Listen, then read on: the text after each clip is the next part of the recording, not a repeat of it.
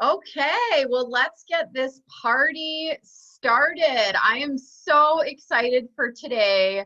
Thank you all so much for joining me on this presentation of how to create a recovery program filled with joy, connection, and freedom.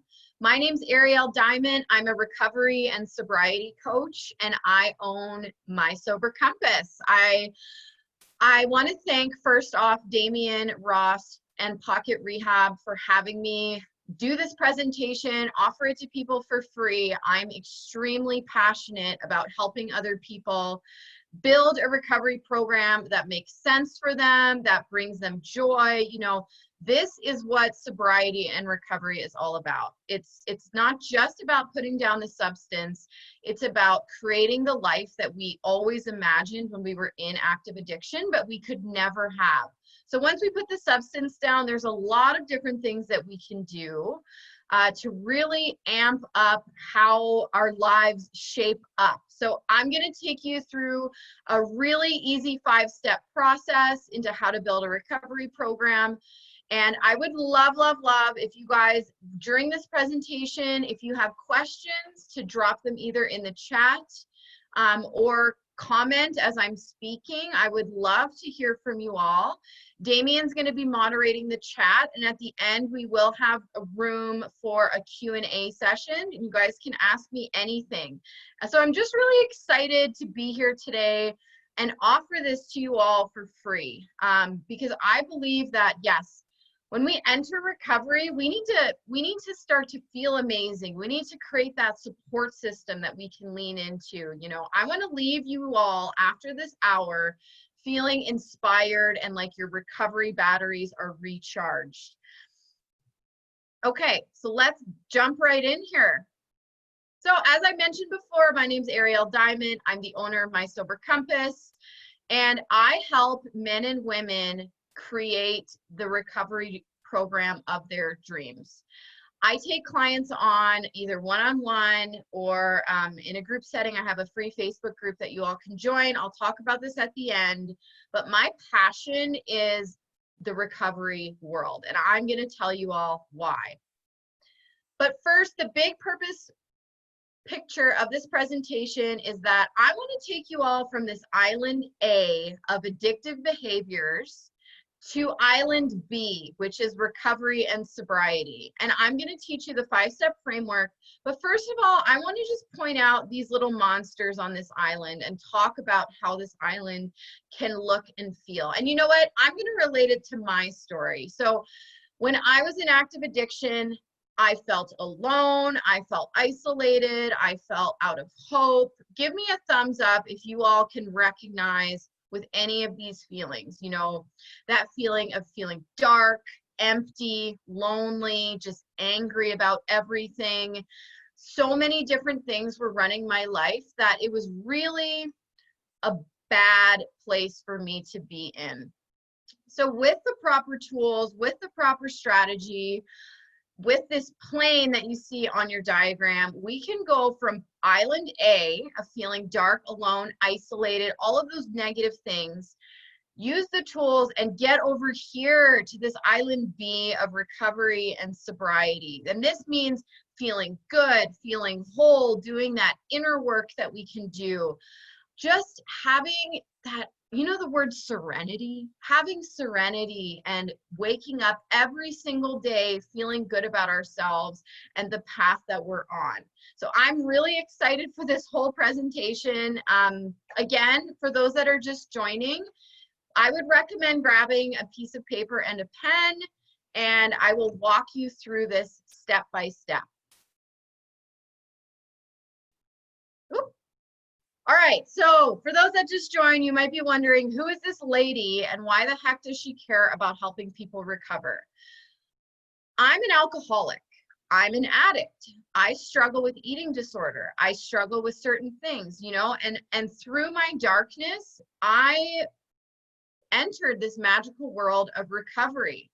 And it has brought me so many gifts that this is why I wanted to reintroduce myself and talk to you guys about my story and why I care and why I give a crap, honestly. And I give I care so much about spreading this word about what recovery can feel like, what it can look like, you know, all of those things, because I was alone in my addiction for so long. And I was alone because I chose to be, because I was scared. I was really unsure about taking that first step, what it could look like, what it could feel like. I want to hear from you guys in the chat.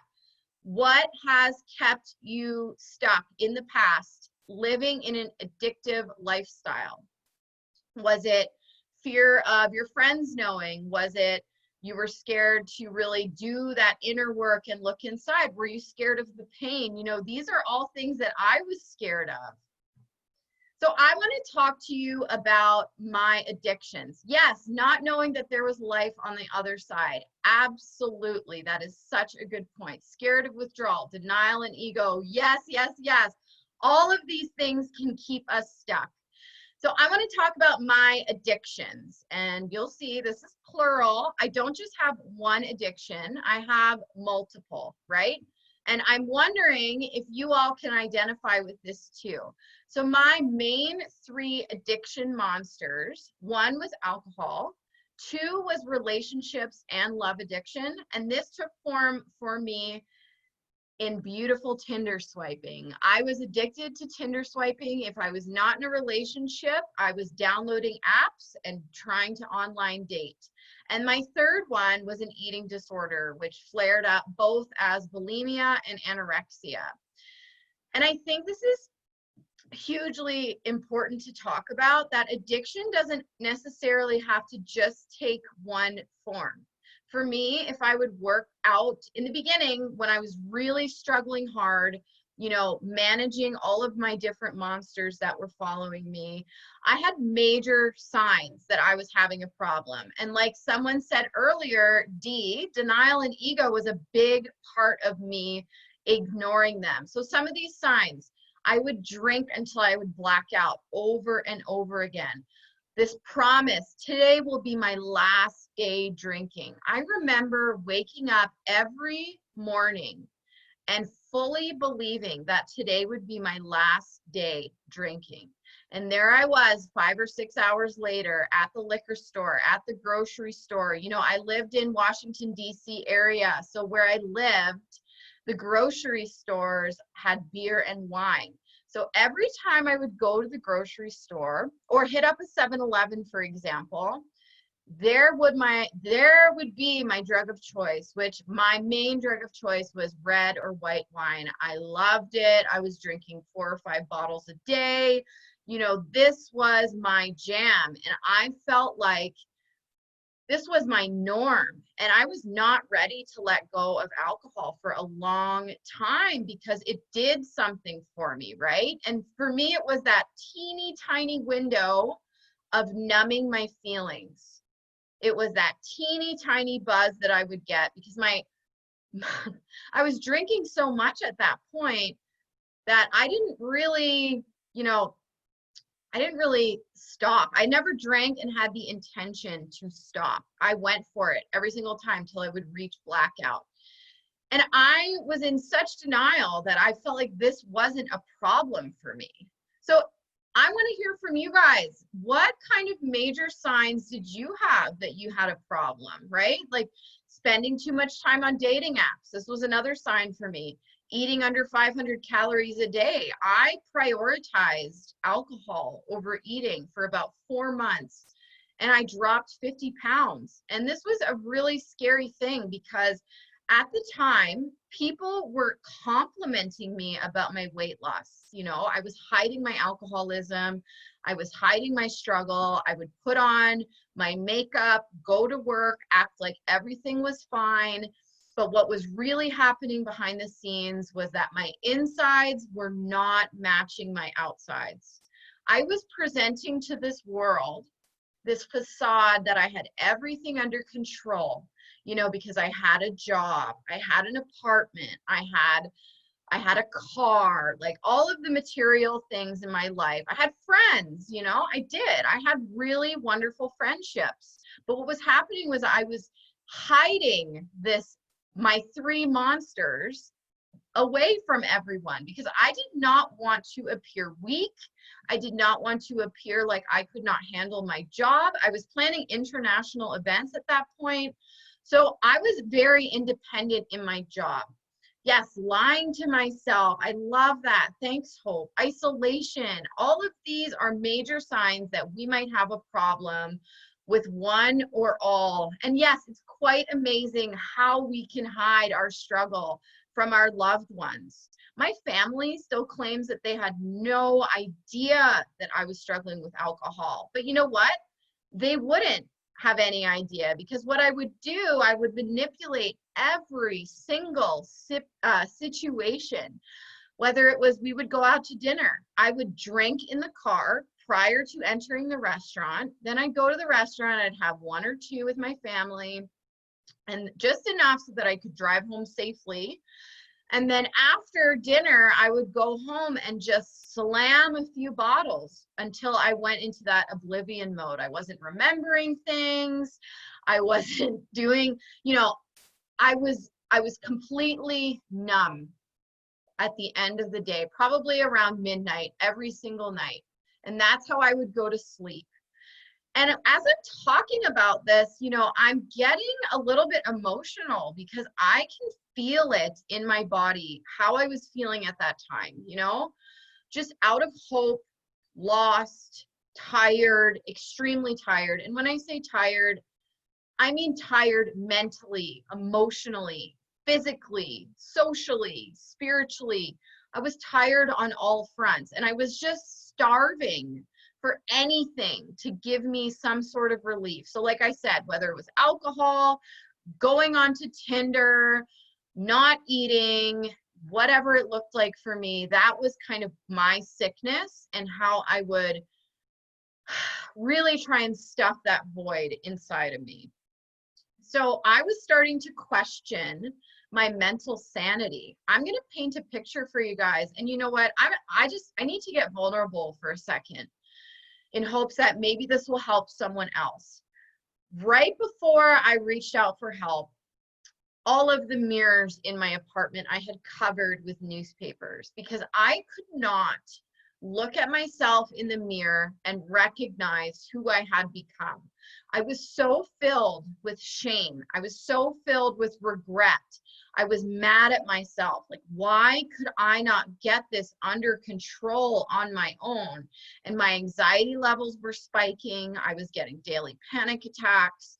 I was so depressed. So when I didn't have work or I didn't have a social outing to go to or I didn't have a Tinder date to go on, I was in bed, depressed, feeling alone, and just so scared because I could feel in my body that my addictions were progressing.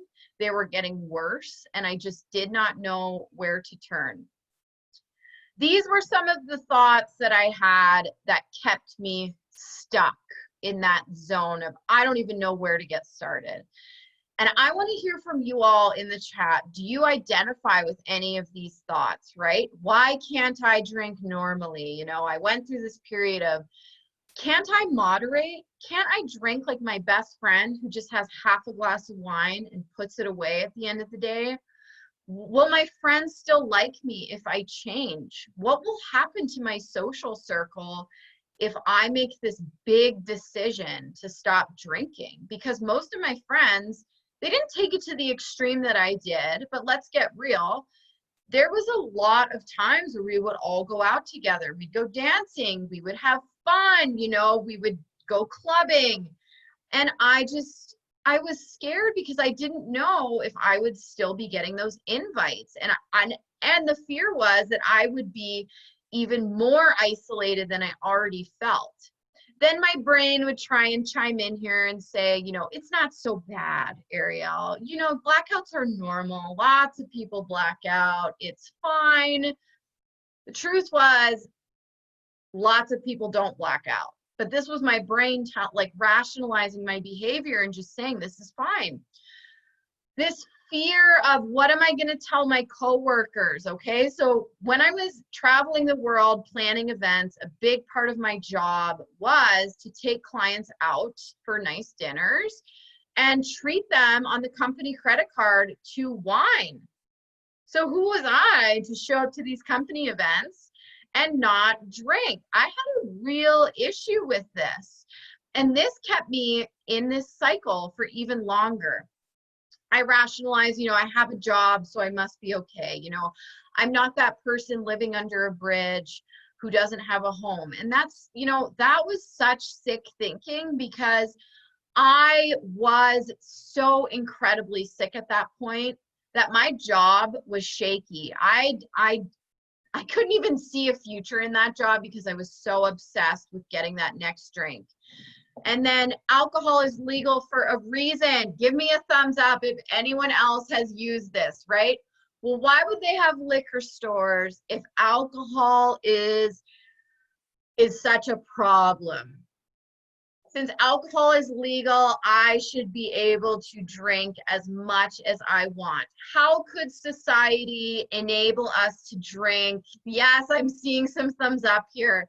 I love it, right? It's this idea that since society has said it is okay, then it's okay for me to drink 4 or 5 bottles of wine a day. That's fine. So I stayed stuck, and I posted this picture because I want you all to see this of me. I took this photo one day trying to motivate myself to stop drinking. I had woken up so hungover, so sick. I spent the entire day on the toilet throwing up. And I took this photo after crying and feeling that really dark spot of, where do I even begin? And I thought maybe this photo will motivate me to start to make some real change in my life. So I made this the background of my phone to try and see if I could, get that little fire lit under my butt to get sober. And it didn't work. It did not work. I have so many of these photos. I even went to this point where I started having people videotape me when I was drunk so that I could watch it again. And when I did watch it, I would see myself with empty eyes, slurring my words, so disconnected from my personality, so disconnected from my body that I would cry and watch these videos. But you know what? It still did not give me that motivation to change, because when I was in that moment of wanting a drink, nothing could stop me, because I did not have any sort of support system. I didn't have any sort of plan or tools, or even understanding what recovery could look like, that I could not motivate myself. And I'm going to drop the term white knuckle and just put the substance down and walk away. I was not capable of that. So what happened was I reached a bottom. My bottom was ugly, and I'm not going to spend a lot of time on my war story. We are going to get into how to build a recovery program in a second. But I do feel like it's important for me to tell you all what my bottom looked like. I went on a bender for 3 days. It was a weekend. I took off Friday. I went on a really bad bender. I was in downtown Washington, D.C., bar hopping, being that predator that I was at the bar, trying to find a man, trying to get as drunk as I could. I was really not in a healthy spot. And so what I did was one night, I guess I called Uber. I got my way home. You can track Uber. So the next morning I looked it up. And I had written a suicide note. And I did not remember that. What I do remember is waking up face down on my living room floor with bottles all around me. I was so sick, and I was so sick and tired of being sick and tired. And when I woke up, I had a family member knock on my door, come in and just say, "What's going on? Do you need help?" And I simply said, "Yes, I need help." And I did not know what that looked like, but something inside me just said, "Yeah, just say yes. You can't do this on your own. Look around you. Look how you feel. Like, look what you're causing. Look at this massive destruction that you're causing in your life." And off I went. My journey into recovery started. And for me, I wanted to make this visual of having those three addictive monsters still around, but I started to lock them into cages. You know, addiction doesn't just go away magically. It doesn't just disappear from our lives. Our addiction monsters, they're going to be there forever, but it's how we manage them, right? It's how we take care of them, what strategies we implement. And if anyone else has bubbly, give me a thumbs up too.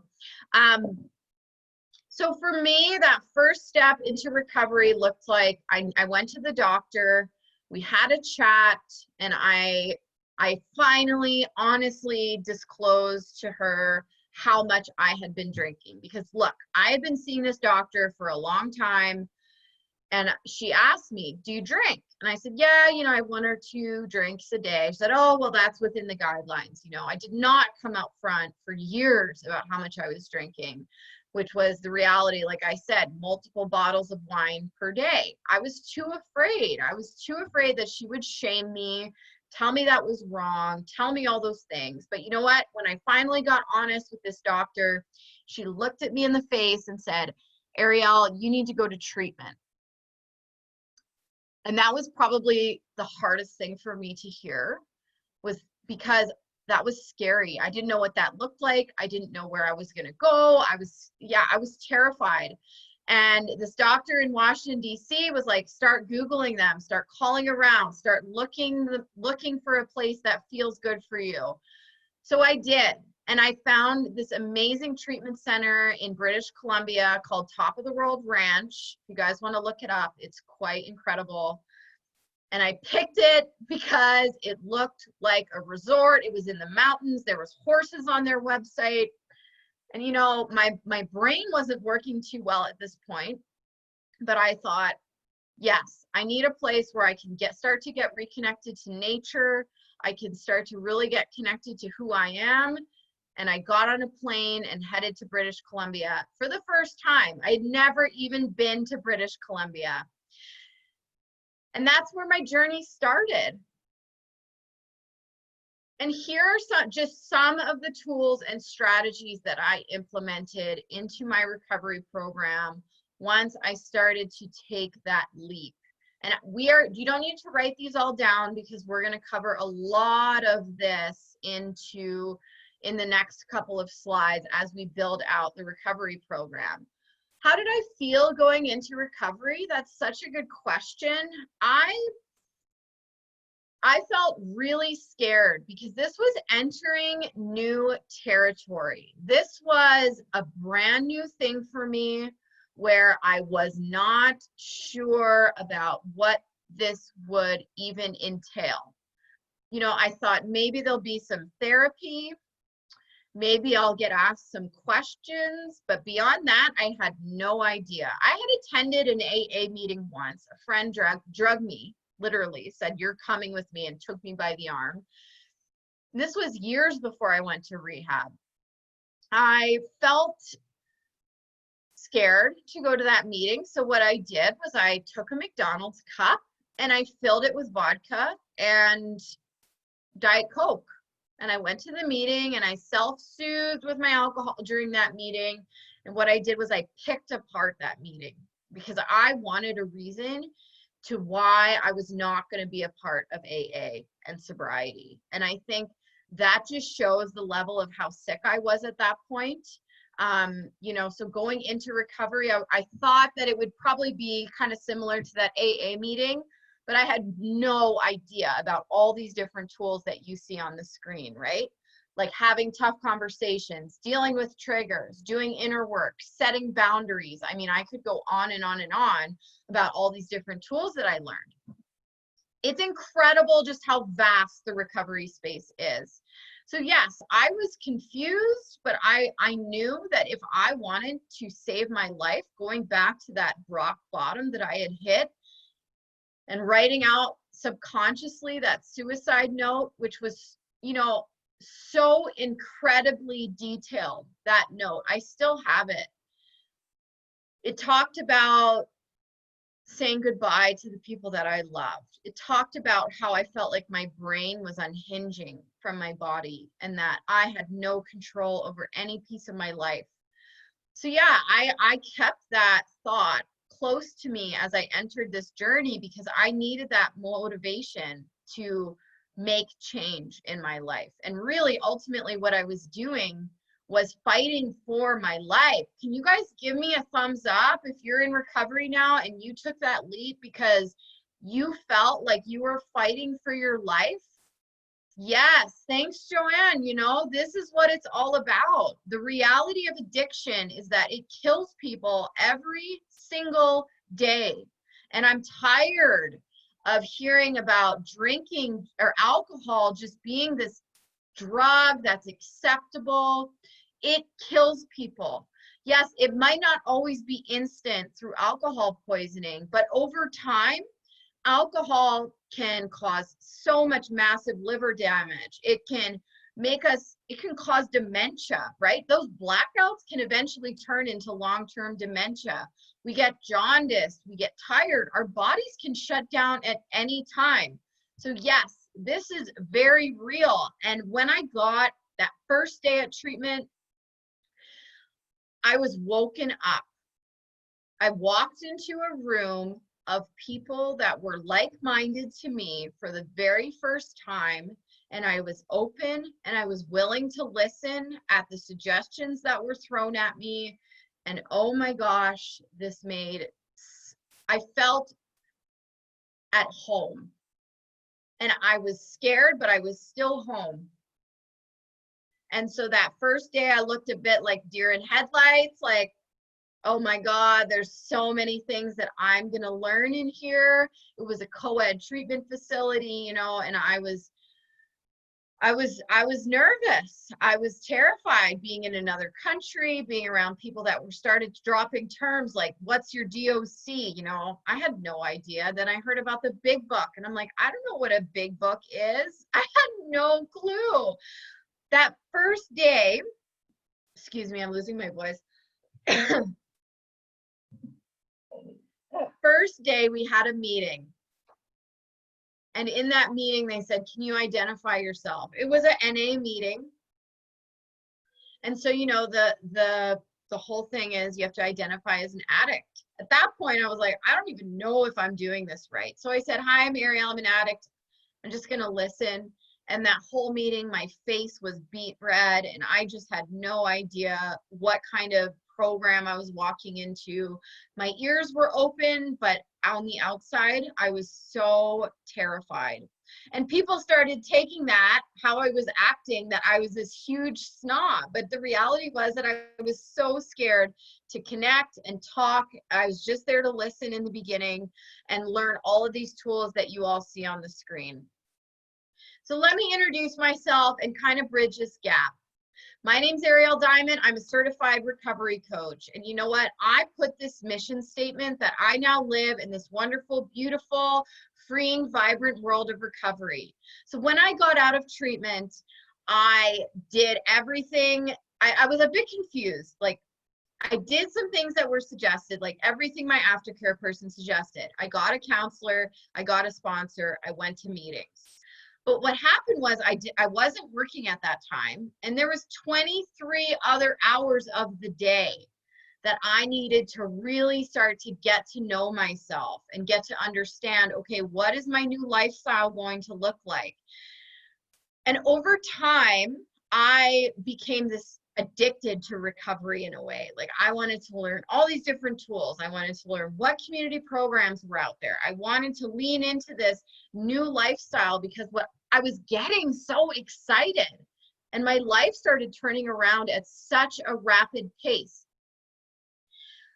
Then I went back to my event planning jobs. Like, I got a full-time job doing conferences, weddings, all that good stuff. I moved to British Columbia so that I could be near the treatment center and still get everything that the aftercare plan had to offer.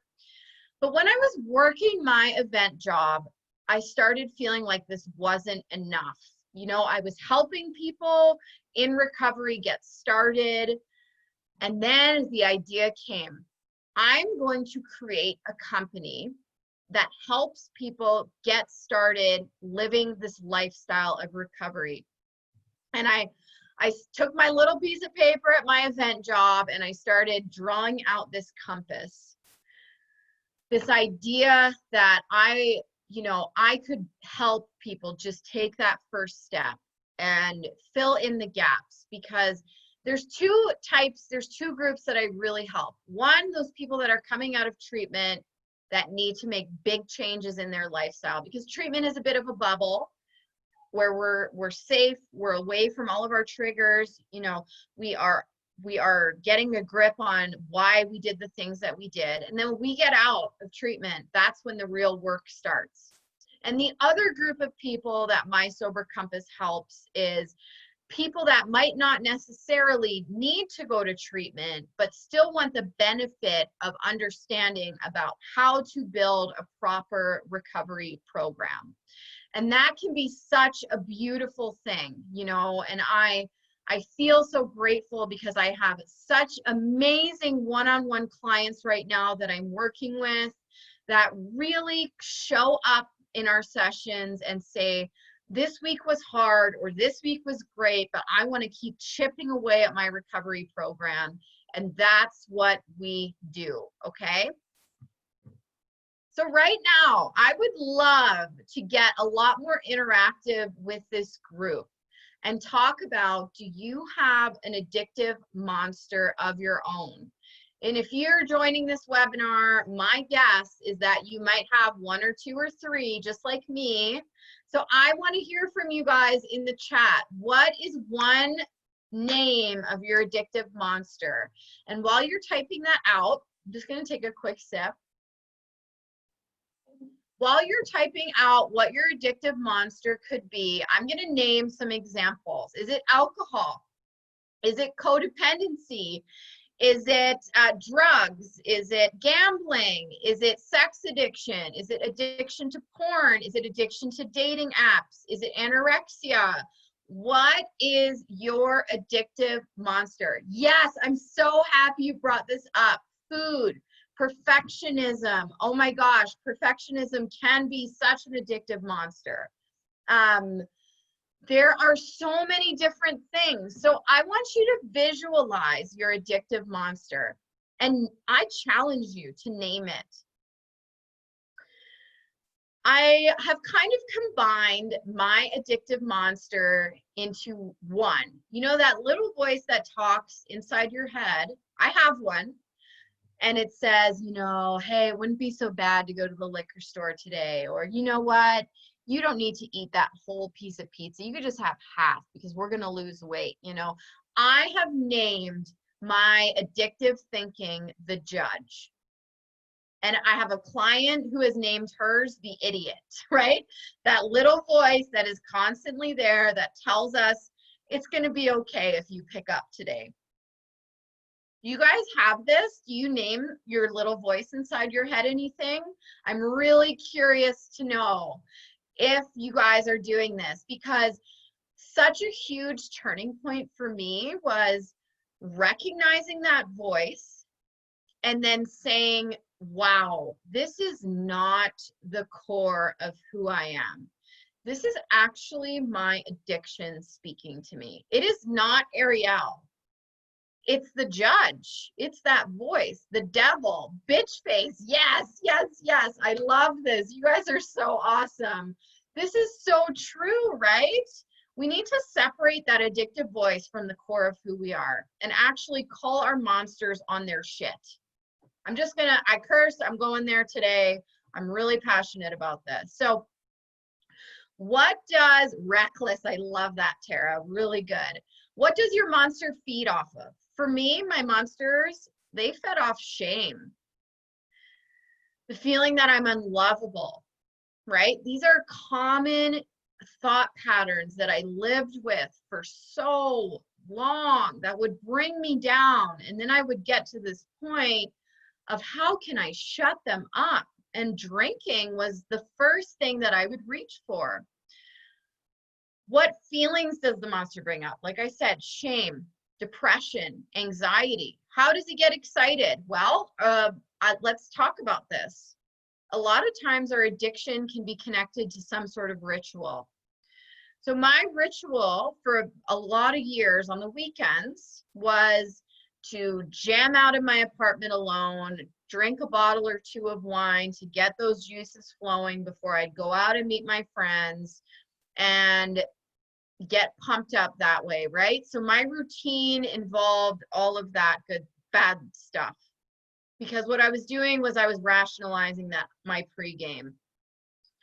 And then I want to talk about the consequences that our monster causes. So many times when I'm working with clients, we do this. We write out the consequences. Okay, why are we motivated to make change in our life? What has this path of destruction been from our monsters in our past? For me, it looked like damaging my relationships. You know, I was not honest with anyone. I hate to admit it, but there were times when I would drive over the limit, and that was so dangerous and so stupid. And I hate myself. I'm still working on forgiving myself for that. It looked like throwing up all day the next day. It looked like all of these negative things that once I actually created a list of my consequences and looked at it, I was in shock because I could not believe that I had been going this far into my addiction for this long. It was something that, you know, my brain had decided, no, you don't have a problem. We're going to just forget about all of that stuff so that you can continue on your merry way, getting drunk, getting skinny, and reaching out. Yes, and I've reached that breaking point, right? So I want you all to consider this. What kind of consequences have your monsters caused, right? It's, yes, getting abandoned by our families. I feel that. I know that. It's such a sad space to be in. But sometimes these deep, dark places that we're at can really start to motivate us to make that change. So now that we've identified your monster, I want to know if anyone can identify with this thought of where do I even start? Is there anyone in this room right now brave enough to say, give me some sort of emoji that you've been in this spot? Where do I even start?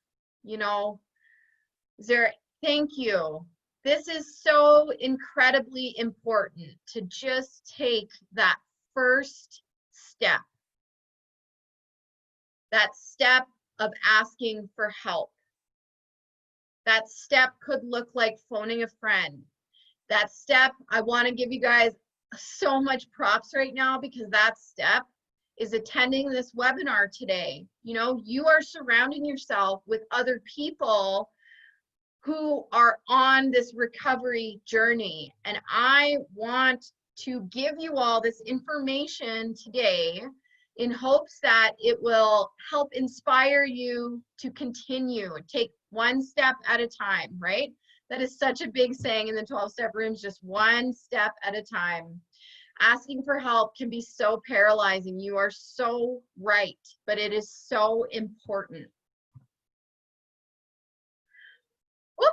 Okay, so welcome to the My Sober Compass 5-piece framework. I am so incredibly proud of this framework not because it came from me, but it became from working with all of my clients. I did not have this at the beginning of when I launched My Sober Compass. I just knew that I wanted to be a compass for people and help guide them and direct them in the right ways, right areas, have things they needed to look at. But the beautiful thing about working with others is that all of these different pieces started to align in every single one of their programs. So if you have a pen and paper right now, I'm going to ask you to draw this out on your page, because we're going to go through each piece of this framework, and I'm going to give you a few tips and tricks and strategies for each one of those. So you'll see I have community programs and supports. I have routines and habits, Then we get into self-improvement. Then we get into passion, fun, and hobbies. And finally, the center portion is service, volunteering, and connection to others. So I just want to take a quick pause here.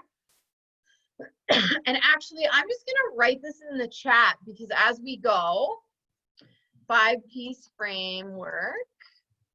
1, community programs and supports. 2, routines and habits. 3, self-improvement. 4, passion and fun. 5, service and volunteering. So we're going to do some notes on each one of these categories right now. Give me a thumbs up if you guys are excited about this. I hope you are. I just love sharing this knowledge because I have seen so many people recover by considering the bigger picture of what their recovery program can look like, right? I have heard so many times, if you're struggling, go to a meeting. If you're not feeling good, go to a meeting. And yes, I think this is a very important piece of recovery because addiction is the opposite of human connection. So we need to get connected. And what can a meeting offer? Immediate human connection, right? But there are also these other 4 pieces in my framework that we're going to cover today that you can't just get out of going to a meeting, which is why I wanted to paint this bigger picture. So for number 1, community programs and supports, I like to divide this section into 2 pieces. 1 is finding a community program that you can identify with, and you can do multiple. You don't just have to identify with 1. I work 3 separate programs, and I'm going to show you guys that in just a second. But this is huge. We need to get around people that understand. You know, imagine that you're in a room. Actually, you know what? I'm going to paint this picture right now. We need to find strength in numbers. So visualize this. Going to a bar. As a sober person, how are you feeling in that bar?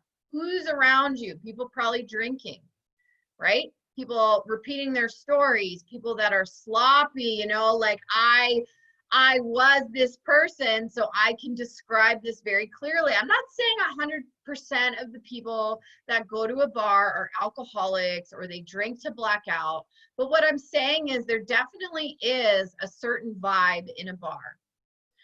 Now, I want to switch gears. Imagine, for those of you that are in recovery right now, going to a meeting. This is a completely different setting, but we're surrounding ourselves with people that are talking about a solution, talking about the positivity that they can gain in a meeting. What do you guys get out of going to a meeting? I want to hear about it in the chat because I identify with getting my recovery batteries recharged every single time I go to a meeting. And I go to lots of different types of meetings.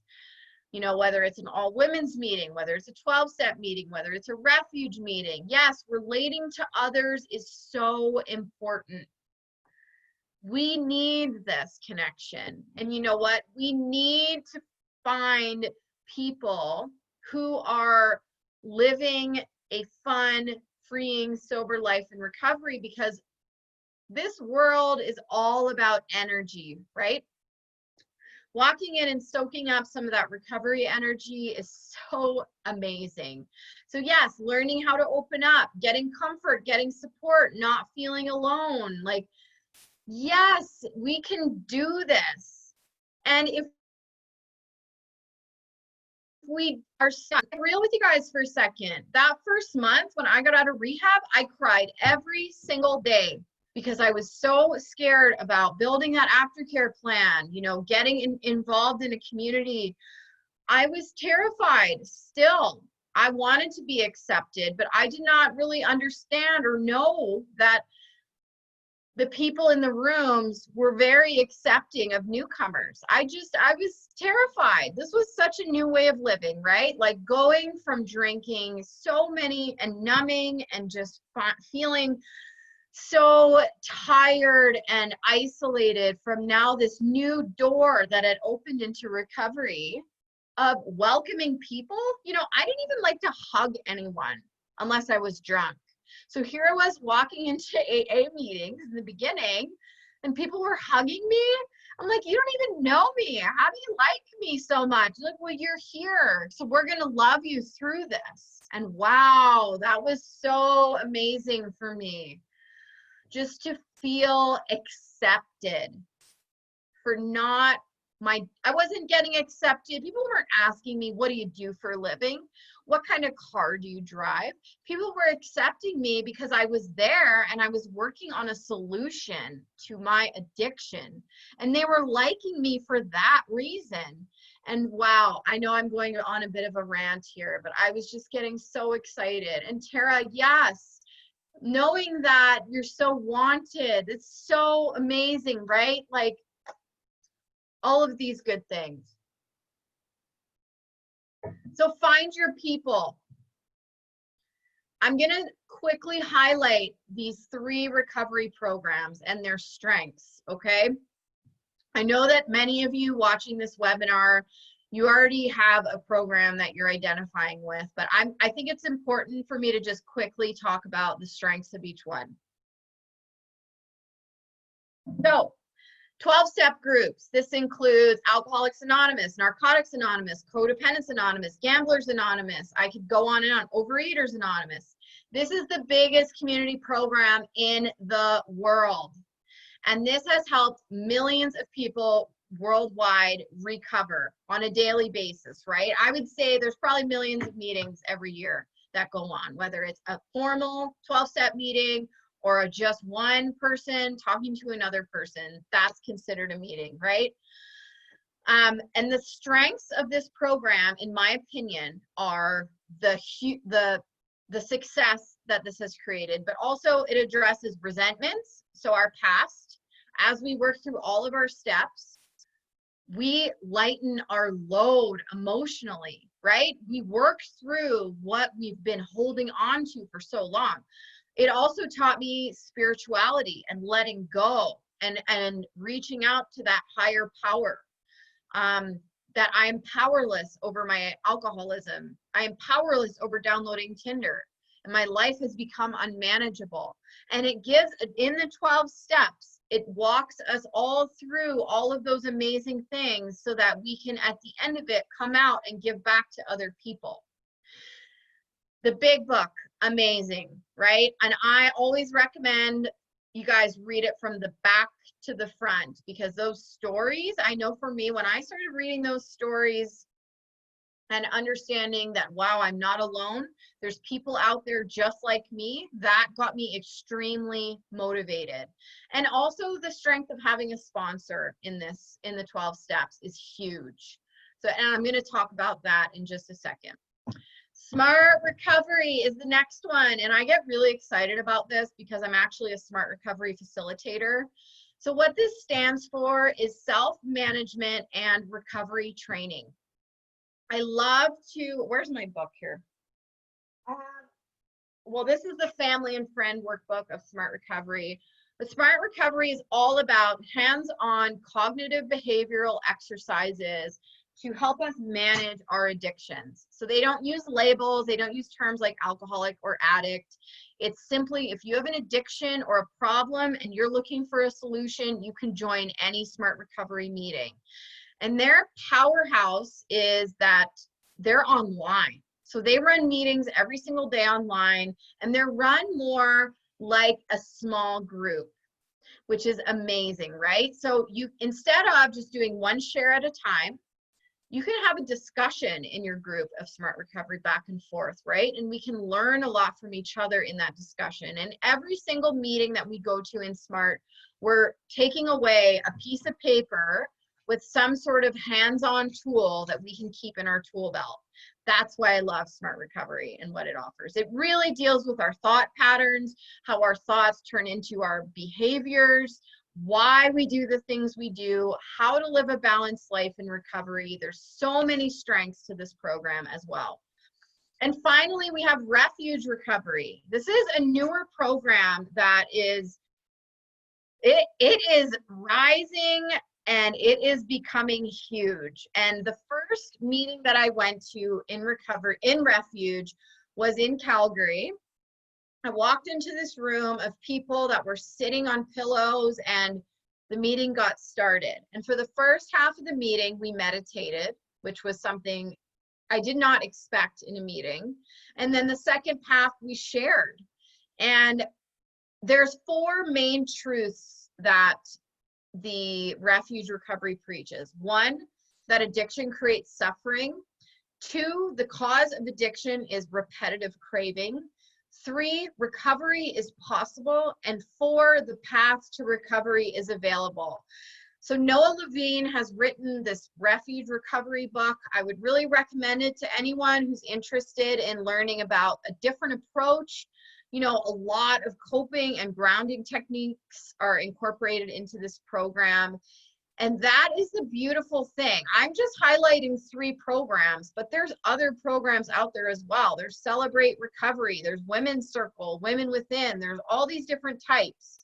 But for now, just talking about these 3, you can mix all of them. You can tap into each one of these communities and you're gonna get very different interactions with people, which I think is awesome. So I want to hear in the chat, tell me which of are you guys working any 3 of these programs? Are you working 1? Are you working all of them?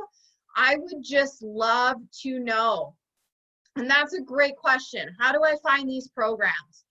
I will work with Damien and we can post actually links to each one of these programs in Pocket Rehab after this. They all have websites that are super user friendly.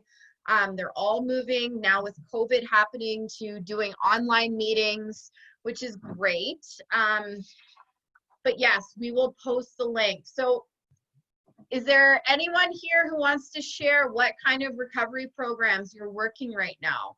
Is anyone doing a set of steps? Okay, currently working over, okay, OA, awesome. Smart Recovery and the ABCs. Yes, that's all about changing our thought patterns, like our belief system. Because when we get into recovery, we start to notice a lot of different thought patterns that aren't serving us. So Smart Recovery can help us battle. Ooh, Tara's on her 4th step. How exciting. Yes, working a set of steps. This is awesome, you guys. I love that you're working community programs because this is, I can't emphasize enough how important this part is. So now we're going to move to the second part of this first piece of the My Sober Compass framework, how to build a support network that you can actually count on. So I just have a couple of suggestions up here because this was such a sticking point for me when I got into recovery. I was so secretive about who I told that I did not even understand, like I couldn't comprehend having certain conversations. I used to go to my therapist and lie about drinking because she was not the right therapist for me. She told me up front, if you drink, I will not see you as a client. So there I was going to therapy saying I don't have a drinking problem, but I had all these other problems that I knew were connected to my drinking. But I was so desperate to talk to somebody who I could pay and guarantee that anonymity that I paid this therapist so much money and disclosed only half of what was going on for me. So a doctor could be a really good professional support, a psychiatrist, psychologist, whatever, a therapist. And I'm going to say, I recommend finding a therapist who specifically deals with addiction. And their goal is to help you work through past trauma, right? Like, what are these underlying thought patterns? What is this underlying pain that you have? Do you have it, first of all? That's what they're trained to do, right? The therapists are trained to help deal with the past. Now, as a coach, this is the next part. I want to explain very clearly what a coach does, because I know there's a lot of confusion. I get DMs all the time about, well, what does a recovery coach actually do?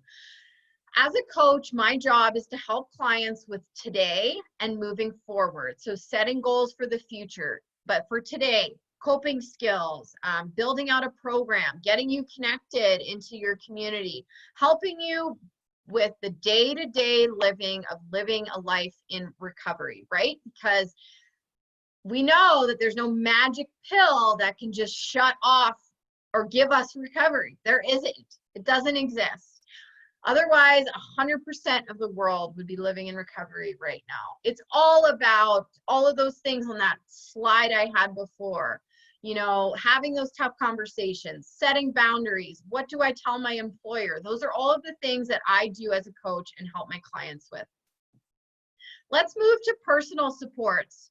Finding a sponsor in whatever program that you are working is hugely important. And here is why. This sponsor should be someone who's extremely healthy, who has worked, let's say it's for the 12 steps. They have worked a set of steps themselves. They understand how the process goes. They are a big fan of the big book. You know, this is going to be your cheerleader into this community program and help guide you along the way. So what we're doing is we're creating all these different prongs of support so that if you cannot get a hold of one of your supports, you can call another one. Because if we put all of our eggs in one basket, that's not helpful if that person is not available, right? So I want to hear, does anyone who's watching this webinar right now, do you guys have a solid sponsor in your life that you love, that you lean into, that you really find solace in, who's helping you through the steps? This can be such a big piece. Also, finding a mentor, someone that you can talk to about what you're going through, right? Then the key to this mentor part, someone who listens. It doesn't necessarily have to be someone in recovery, but just someone who's either mentoring you in your business, mentoring you in your career, like mentoring you and getting well on all different pieces, right? And then the last part is finding friends in recovery. I am really, there's this myth that when we get into recovery, we have to let go of all of our previous friendships. That is not I do not agree with that. I just believe that, yes, we probably have created a group of people around us that either enable our drinking, for example, or they enable our problem behavior because we've taught them to do that. As we build our support network out, I view this as we are expanding our social circle, not contracting it. So yes, there might be friends that we don't necessarily want to hang out with our first 30, 60, 90 days in working a recovery program because we can guess they're still going to the bars, they're still hanging out with these people, they might not be the best influencers.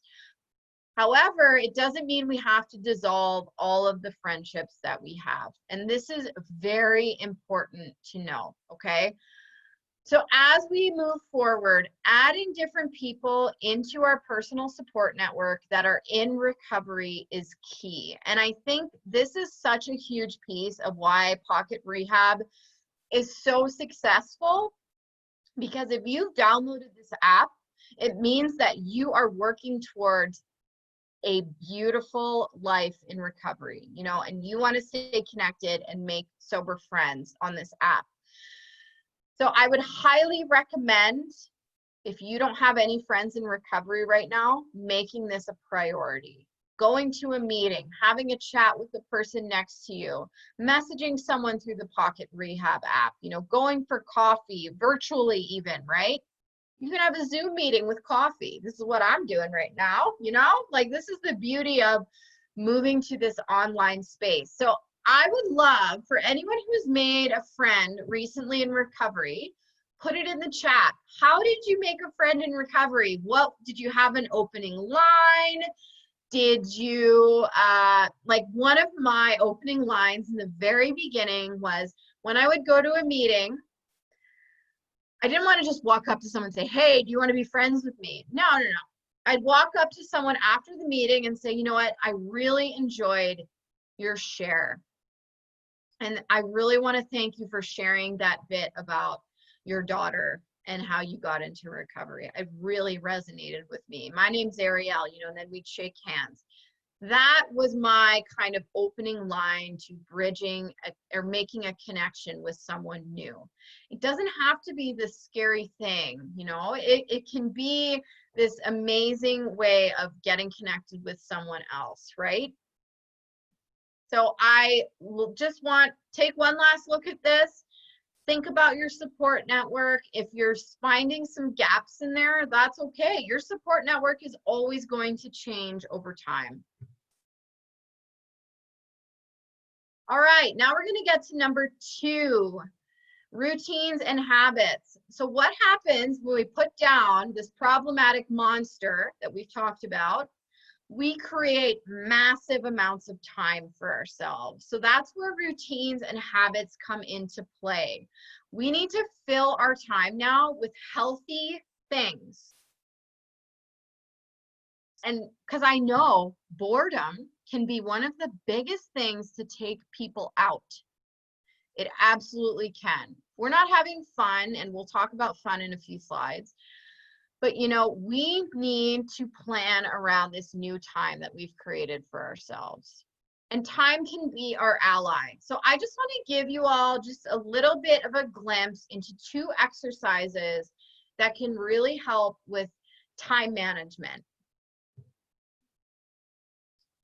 Building a simple routine in the morning and evening can be so key. Okay, so I'm gonna give you all a little bit of an insight into my morning routine.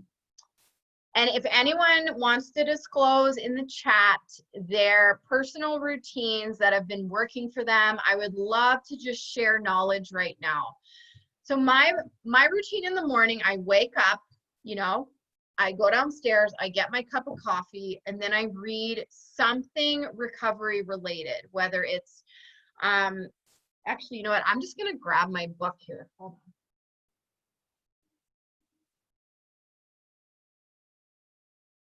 on. Okay, so right now, this looks like The Mastery of Self by Don Miguel Ruiz. He's an amazing author. He wrote The 4 Agreements. If you guys haven't seen that or read that book also, it's amazing.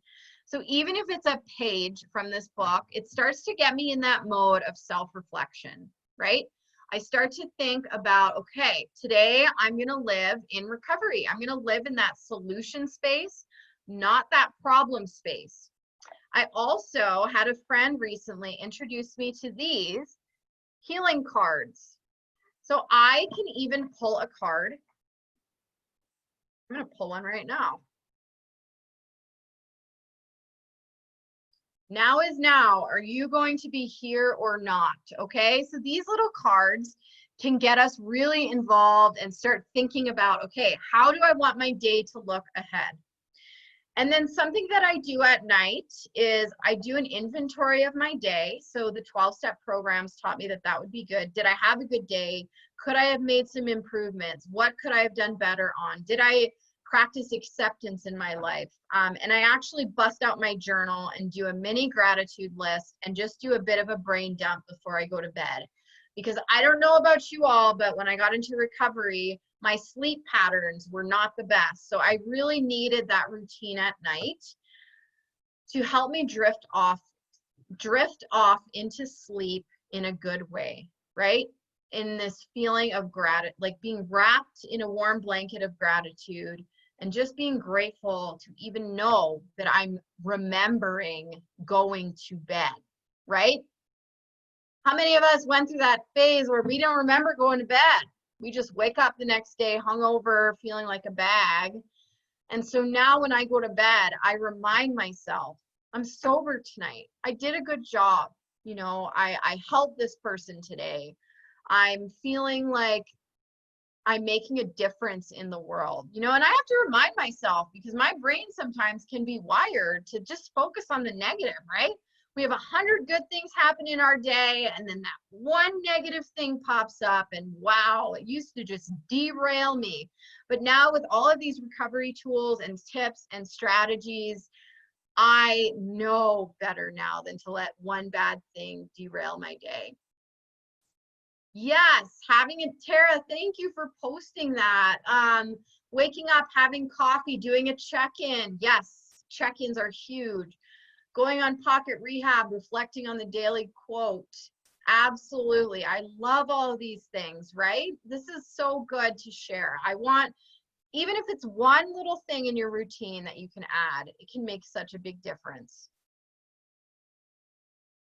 The other part to this is we need to amp up our coping skills and our grounding skills. So yes, I put a candle here. Yes, I put meditation. You know, these are things that we're told over and over. We need to meditate. We need to meditate. We need to meditate. What is meditation all about though? It's about getting grounded and being mindful. So you don't necessarily have to sit on a carpet and meditate with your legs crossed. I know for my partner, motorcycling is his form of grounding, right? Getting out on his bike and going for a ride in the mountains. He comes back and he is fully recharged.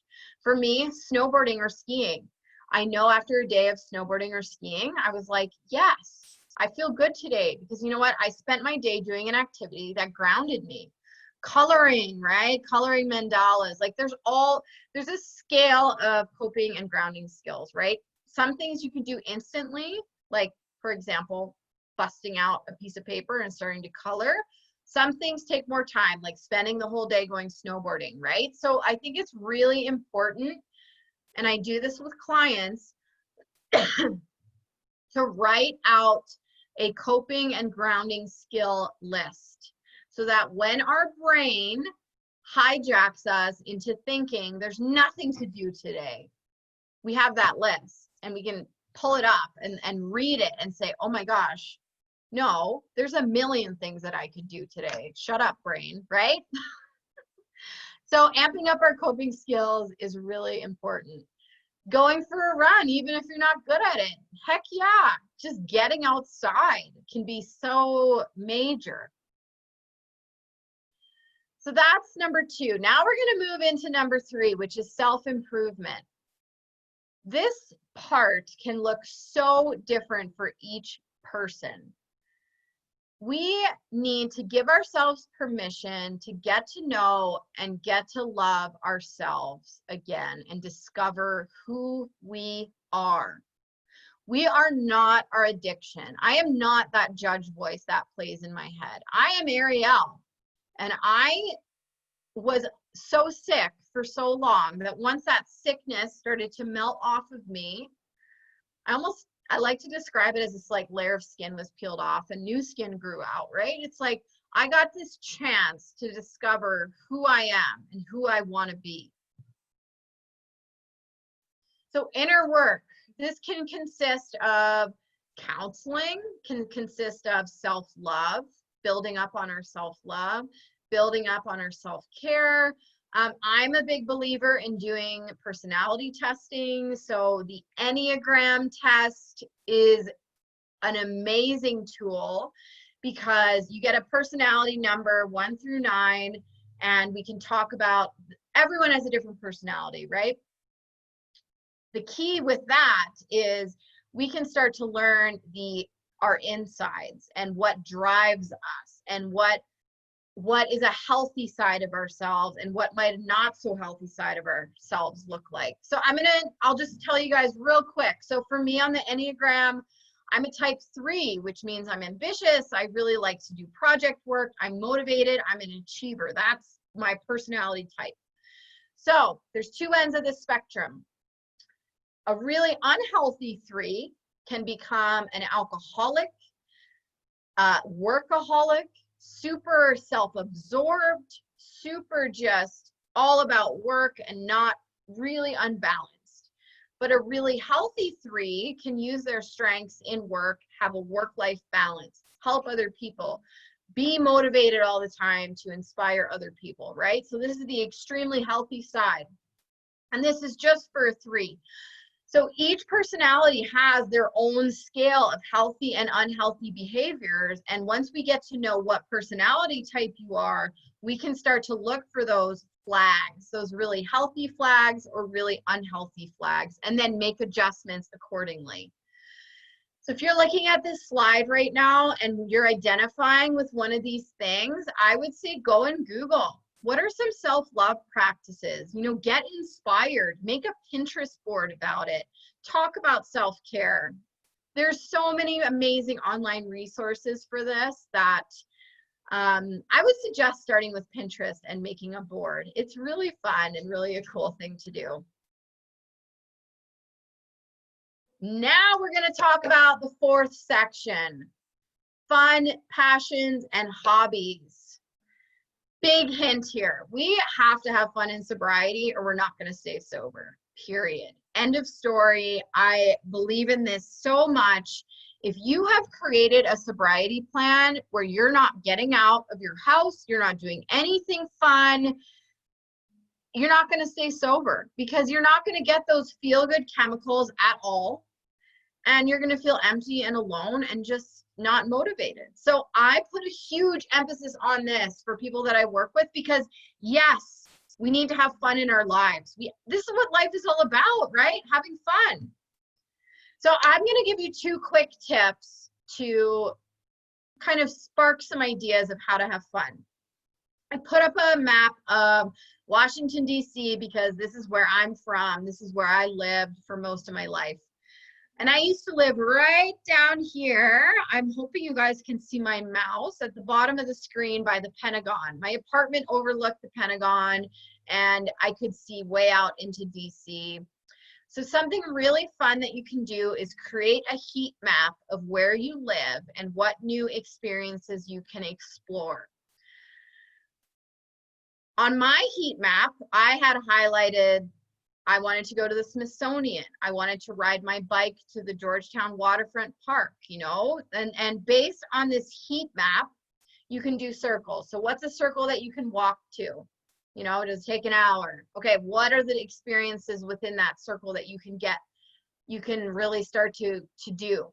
Then the next circle would be, okay, well, how far am I willing to take my bike? You know, is it 3-hour bike ride? Am I willing to go all the way up to Union Market on my bike? And then the third circle is driving.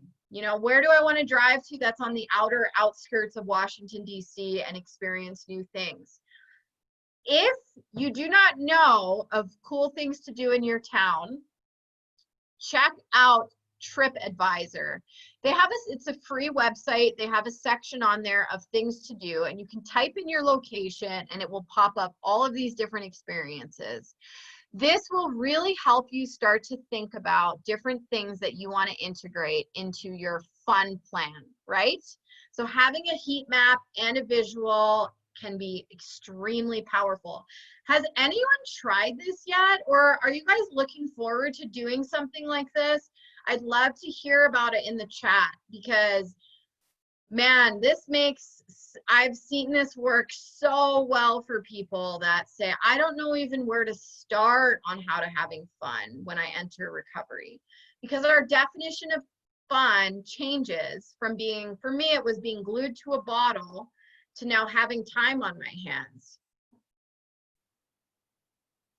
The next little tidbit I have is to tap into some sort of passion that you had as a child. Visualize being young. What did you like to do? Was it painting? Was it riding your bike? Was it just start with one thing, just one thing that brought you joy as a child and try it on for size as an adult. Nothing is silly. Like if you want to go out and buy some Play-Doh and just play with it in your office, just try it, do something, right?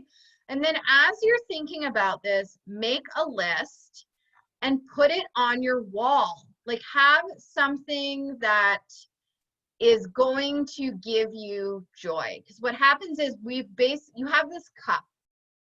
And in this cup, you've drained it now with whatever substance. So you have an empty cup. So now we need to work on filling your cup back up with fun, valuable, healthy things, healthy experiences in your life so that you start to feel good organically and don't need to reach for that drink to feel good. And the fifth piece of this puzzle is service and connection to other people. Giving back to the community, to yourself, and to others. I cannot highlight the importance of this loud enough. This is the last step of the My Sober Compass framework for a reason. The quickest way out of our head is through our heart. So when we lead with service, helping out someone else, whether it's on the Pocket Rehab app, you know, I know you guys are in there chatting with each other, and that is so cool. We need to stop spending our time in our brain, in our thought patterns, you know, because our addiction can make us selfish, it can make us isolated, and it can make us believe that we can think our way out of addiction. I call bullshit on that. We cannot think our way out of addiction. Otherwise, we would have just done it. And we would have been leading full, happy lives by just having the thought of, no, I'm done. No. We need to lead with our heart. And we need to find some way that we can give back. So I just wanted to give some examples of service, because the biggest one that I heard when I got out of treatment was, you need to just go stack chairs at a meeting. And yes, that's very helpful, because you know what? It's something that we can connect with other people and give back. We can make the coffee for the meetings. But I also want to expand this thought of examples of service. We can find a passion that we connect with. So for example, I have a passion for animals and dogs. So helping out at an animal shelter like the SPCA, right? That can help fill our cups and get us connected.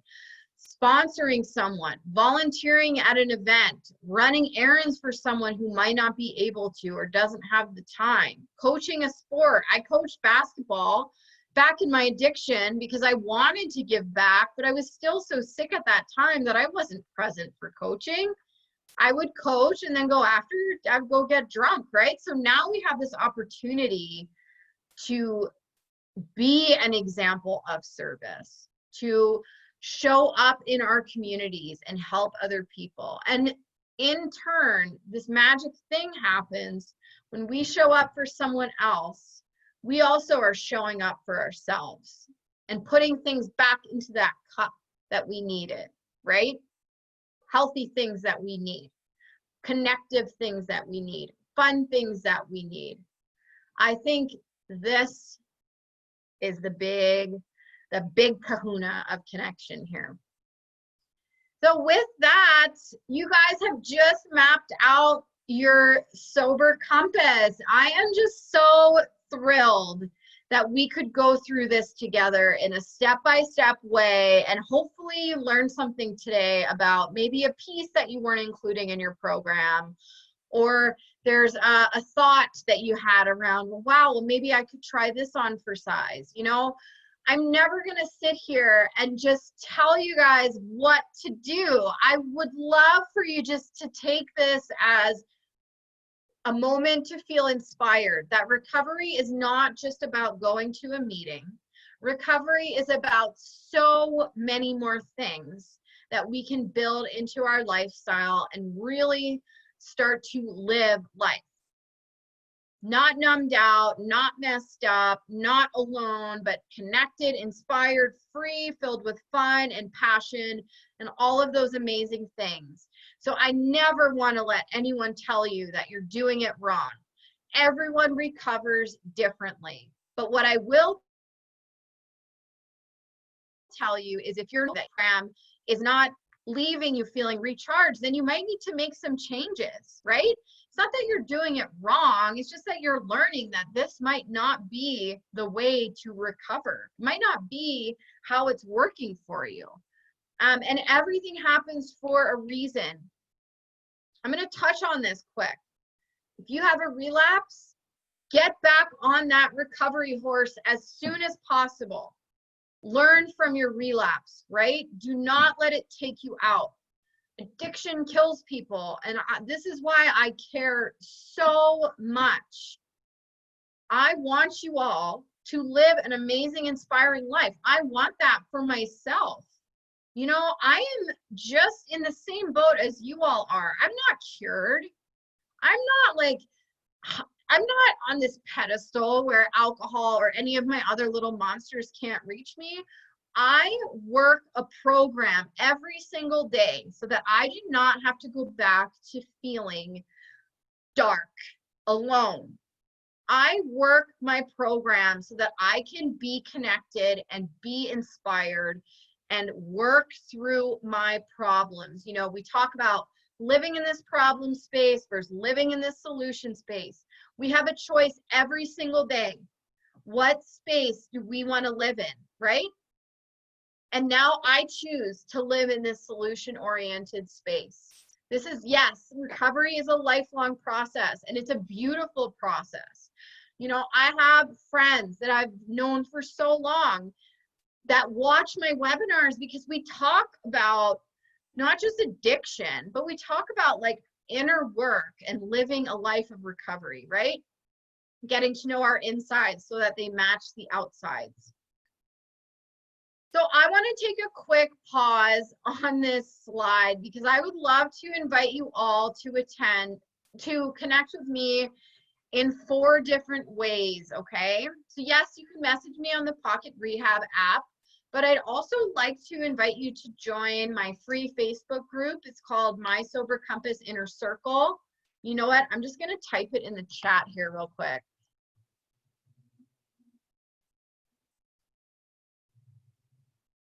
This is a free group. I offer lots of free trainings.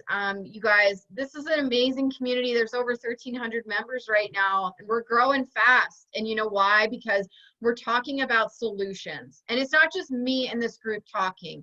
It's people showing up for each other and leaning into each other and helping out each other. So this is another way of service, right? I also offer 2 free Zoom meetings every week. Thursdays and Sundays. Those links are posted in the group. So I'm gonna actually, Damien and I have chatted about this. So we'll be posting the link in the Pocket Rehab app as well. You do not have to identify with a certain community program or anything like that. You can just come as you are and we talk about solutions, right? So we've got codependent people in there, people struggling with alcohol. We've got lots of different people from lots of different backgrounds, mental health struggles. It doesn't matter. And those meetings are open and we just get to talking. It's like a small group, right? We talk about solutions. I facilitate them and make sure that everyone is feeling safe. It's a really good place to just come together and get connected with each other. I also have an Instagram at My Sober Compass. You can follow me on there. Again, I do lots of live videos. And last but not least, I'm really excited to tell you guys that I do have a course available for purchase. Damien and I this morning, we decided together that we're gonna offer, it's a $99 course, but we've cut the price in half. So it's $47 to download this mini course. It's 5 modules, and the presentation that I did today is just one of the 5 modules. So I go even deeper into how to build a recovery program that makes sense for you. And I give you a workbook so you can map out your cycle of drinking. You can map out all of your coping skills. You can map out how to go to a social event and not drink. So Damien, could you put that link in here, please? Because I would really like for people to be able to download this. And there is a coupon code so that you guys get $50 off of this course right now. So the code for the course is Pocket Rehab. Here, let me just write that. Coupon code, there, Damien put it. Pocket Rehab, and then he's going to drop the link right now. But if you guys just want that first part of getting started, yes. The other thing that I offer, and I'm not just here to pitch my services, but I feel like I should just tell you, is my one-on-one coaching program.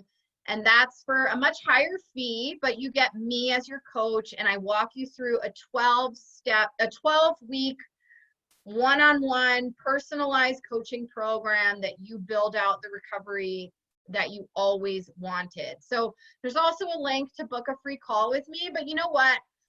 I would say if you guys are just looking for that step, for that purchase point, that's, you know, not too expensive, that you just want to get your feet wet, use this code that Damien has purchased with Pocket Rehab. So like I said, 5 modules, it's $50 off right now. It's only 47 bucks. It is packed with content. And you know what? I would love to just see all of you too. You guys have been so amazing on this presentation. Thank you. I am just so excited. Oh, I wanted to make it a price that, you know, is affordable. I didn't want to give you guys this like $5,000 course straight off the bat. I just want to give you guys for $47 something that's manageable and doable, okay? So right now, I would love to open this up to the community for a Q&A.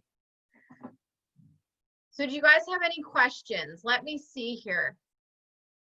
Do you feel women are left out in the verbiage of steps and big book? This is such a good question. I do, okay, so I feel like the big book is dated. Yes, a bit dated. But you know what? I take what I need from the big book and I leave the rest. I do not let certain chapters, like for example, To the Wives, keep me out of my healing process, because I see in the 12 steps, there is such strength and such change, and their framework works really well, that I just take what I need and ignore parts. And that might be harsh sounding to some people, but if you read that chapter To the Wives, you'll probably start to understand why women might not be too happy with that chapter, right? So yeah, I read it with an open mind, with that my brain is a sponge. I'm just here to get to know the process that has helped millions of people worldwide recover. And I'm not going to let a couple of pages or sentences out of that big book keep me out of the community that I have in my program, right? And I go to meetings. This is part of my program. Here's the next question. How do you make time when you're a mom of a very active special needs daughter? Well, you know, I'm not in your shoes, but I would say,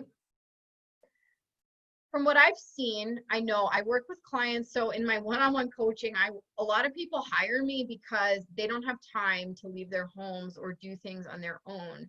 So what I've seen is, you know, creating a plan, having a brainstorming session about how can I make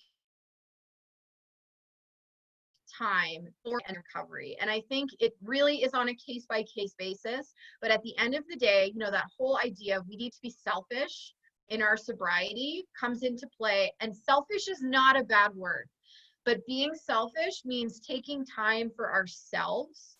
So whatever we have to do to make that time, do we need to hire a babysitter for an hour a day? Do we need to connect with a mom circle so we can have childcare? You know, whatever that looks like, I would say start with a brainstorm and then prioritize what's going to work and what might not work. But having a brainstorming session can be huge. And yes, I'd love to speak to Sober Sisterhood. So let's arrange that after this.